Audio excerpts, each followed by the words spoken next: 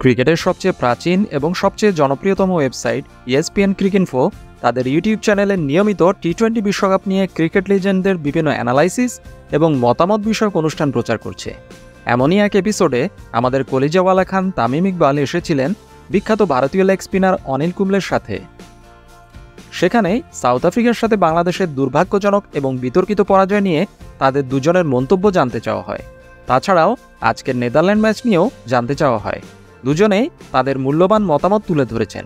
চমৎকার একটা এপিসোড ছিল সেটি, 2 পর্বে তুলে ধরছি।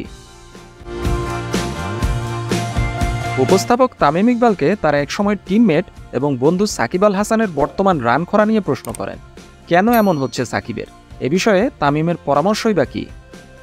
জবাবে তামিম ইকবাল বলেন, আমি মনে করি আমার পরামর্শের আসলে প্রয়োজন নেই, কারণ সাকিব এর আগেও তার ক্যারিয়ারে এমন রান খরা দেখেছে।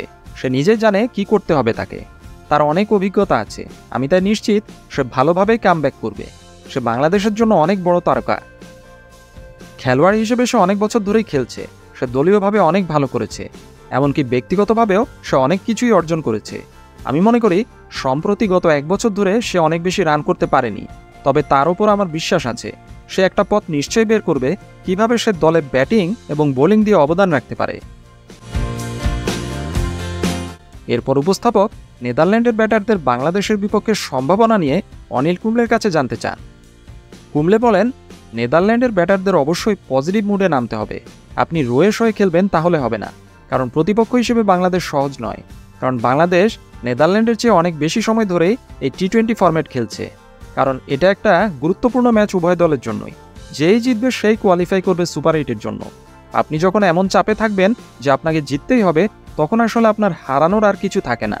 তাই 2 দলই আক্রমণাত্মকভাবে এই ম্যাচ খেলবে আমি মনে করি।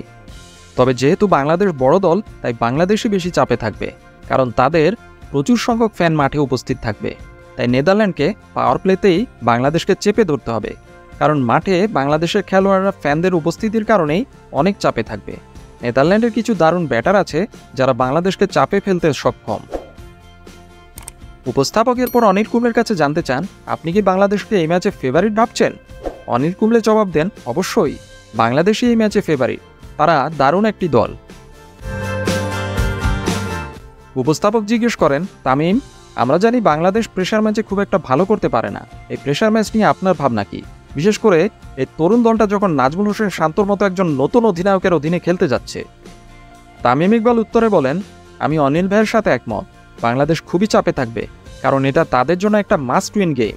দেশে যারা আছে, বাড়িতে যারা আছে, সবাই আশা করে আমরা নেদারল্যান্ডকে পরাজিত করব। তাই আমি মনে করি শতভাগ চাপ থাকবে।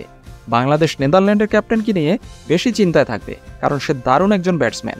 সম্ভবত এডওয়ার্ডস তার নাম। সে স্পিন খুব ভালো খেলে। আমরা 2023 বিশ্বকাপে দেখেছি সে স্কোয়ার অফ দ্য উইকেট খুবই ভালো খেলে। তাই বাংলাদেশের স্পিনারদের এমনভাবে বোলিং করতে হবে যাতে সে স্কোয়ারে খুব বেশি শট খেলতে না পারে। তাকে সোজা খেলতে বাধ্য করতে হবে, তাহলেই আমাদের স্পিনাররা সুযোগ তৈরি করতে পারবে।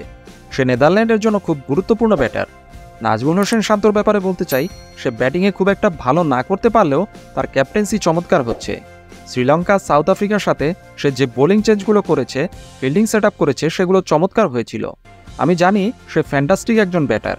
আমি আশা করব সে এই ম্যাচে রানে ফিরবে এবং দলকে জেতাতে সাহায্য করবে। এর সাথে অনিল কুম্বলে যোগ করেন, আচ্ছা, বাংলাদেশ কি এখনও সেই লেগ বাই 4 রান মিস হয়ে যাওয়া নিয়ে ভাবছে সাউথ আফ্রিকা ম্যাচের কথা? সেটা থেকে কি তারা বের হতে পেরেছে এখনও?